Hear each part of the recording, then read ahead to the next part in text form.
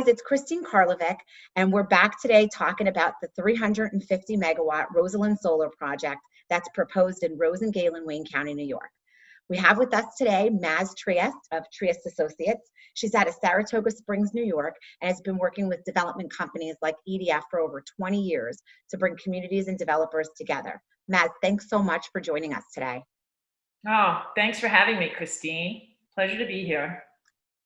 You know, in our last few podcasts, we talked with Kevin Campbell about some of the benefits of solar and common community concerns to the host communities. Tell me a little bit about your background and how you ended up providing public outreach plans for developers. So it all started when I got involved with a Superfund hazardous waste site that happened to be in my backyard in Saratoga Springs, New York. So I started a volunteer organization with some local individuals that I met just because I was so concerned about the Superfund site. And we actually, 7 years later, made quite an impact on the actual cleanup of the site, which meant working with the polluter at the time, which was Niagara Mohawk, now currently National Grid.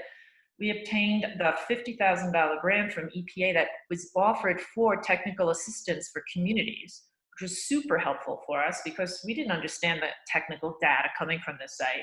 So with all of that, we were able to have a huge impact on the cleanup alternatives for that site. And the site had coal tar, which is very typical of a lot of sites in New York that have coal tar remaining from burning coal to light the lights and create power for New York communities in the early 1900s.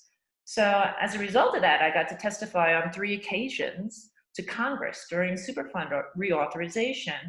And we talked about the impact of citizens working together in a community and accomplishing really great achievements to basically help solve the problems that we had with toxic waste contamination.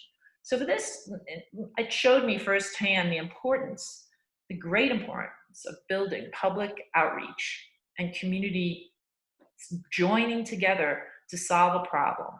And so that's why I started my business doing grassroots organizing. That's great. How do you get from working on Superfund sites to solar projects? Yeah, good question. So as a result of me being an environmentalist, I started this business offering grassroots organizing just to help make sure that our sites in the toxic waste part of the world were cleaned up properly, because I felt those most at-risk communities had the most to say about what was happening to them.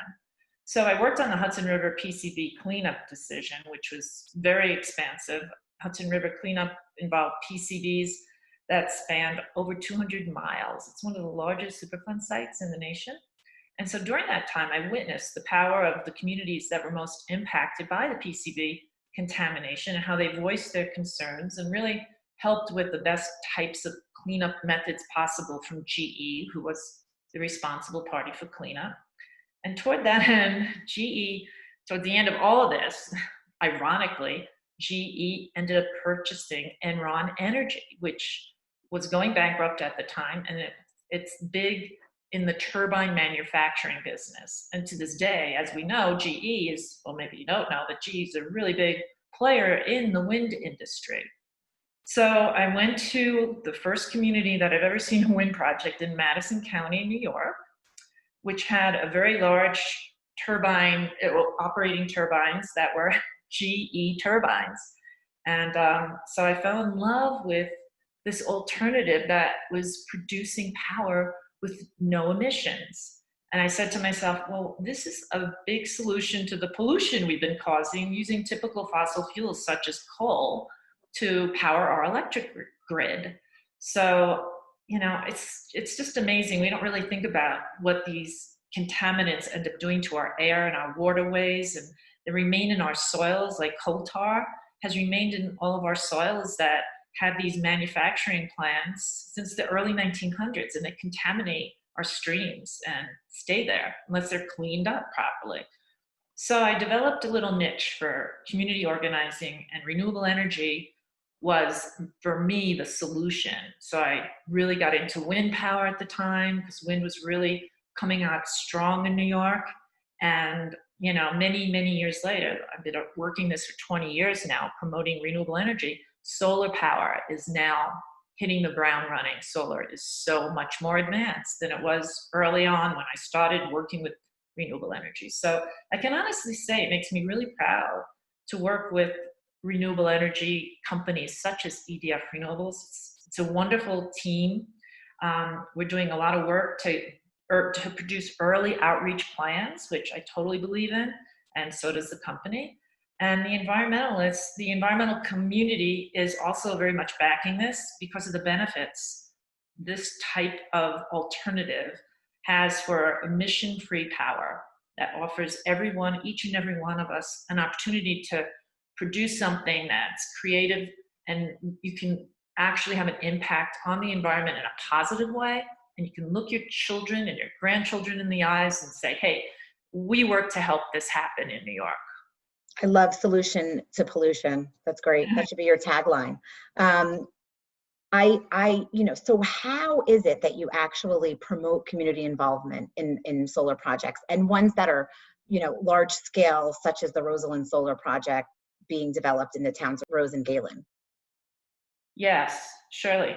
Well, over the many years I've worked on this, communities have very common concerns regarding renewable energy because it's new. They're not used to seeing these types of large-scale projects, in their backyards. So we have to really get in early and address concerns very early on, and that's the key. So people are pretty much understanding the technology and the impacts that technology may or may not have directly on them and their properties and their view sheds, all of that.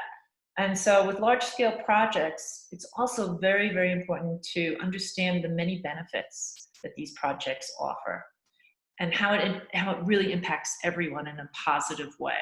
So we obviously have landowners who lease their property for the solar panels. They have a new income source. And as most of you know, the farmers of upstate New York are really, really on their knees, especially post-COVID. There's a lot of demands on them and the resources are scarce. So having new income for their land to be used for solar panels is critical to maintain our farmlands right now, especially. So we have that, and then we have millions of dollars that go into the county budgets, the town budgets, and the school budgets combined. So let's say for the Rosalen project, for example, we're predicting $1 million annually during the operation for this project, and that gets dispersed amongst these budgets. It's really important. I mean, we know their school budgets are they're suffering too. And this is something that actually helps keep our property values intact because most people want to make sure their schools are well equipped. So the solar project creates a whole lot of securities for the communities that are most directly impacted. And we have to get that information out. So you may say, okay, so how do we get this critical information out? A big part of the plan is to talk to individuals one-on-one. Obviously, with COVID, we can't face-to-face visit people, but we can certainly use social media in a big way. This podcast is a way of reaching people to help answer their questions and get them to understand these projects. We're doing webinars. We are, out there trying to get Facebooks and other materials out as quick as we can as the projects are developing, so people are up to speed with all of the the project gains and the studies being made, etc. So this is really important time for everyone to come together. There's a whole new wave of alternative power in New York right now that people can really benefit from, and it's important for us to use the tools to get people to understand this. And neighbor to neighbor is probably the best way too, because who do you trust most in your community? Is the people who live there. So a big part of what we do is really trying to build on neighbors talking to each other so they understand the facts about the project. So Maz, tell me about what we would say or what you would say to somebody that doesn't support the project. Because in the community, you're going to get a little bit of folks that do support the project, and you may get a little bit of folks that don't support the project. So what do we say to those folks that do not support the project? Well, look, I think that for the most part, people that are scared and they don't understand the technology, and they believe, for example, that, you know, panels, for example, what I'm hearing is the concerns that panels are toxic, and there's property values concerns, and all of the typical concerns we always get for renewable energy projects, just basically because they don't want to look at them. I can't convince somebody, no one can convince somebody of a view shed issue. And that's it within the eye of the beholder, right? What does that represent to you? Does it represent emission-free power, or does it represent something that's an eyesore and you don't want to simply look at it? But I can correct, and we can get the facts out by correcting the wrong information that they're receiving, and maybe that will change their mindset because they'll have the correct information from independent sources, that the scientists or the people that are doing the studies, the birds and the hunting and the issues that may be of concern to those opposing. Once they get the true facts, they may change their minds. But like I said, there's a vocal minority for the most part in every community, and they will speak out loudly and early at most of our projects. And what we have to do is get the majority of people that really want to understand. And they're the best sources to convince people who are opposed to begin with of the facts.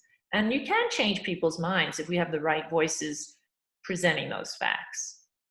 So Maz, what are some things that people can do to get involved in the project, people in the community, as the Rosalen project moves ahead?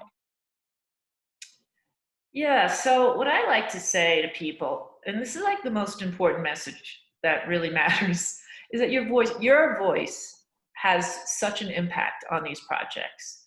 And you're actually, as you support projects of this nature, you're safeguarding projects because you're creating an environment in your community that's basically saying, let's go ahead with this.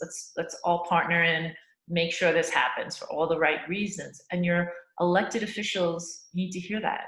They need to know that their electorate is behind them on this.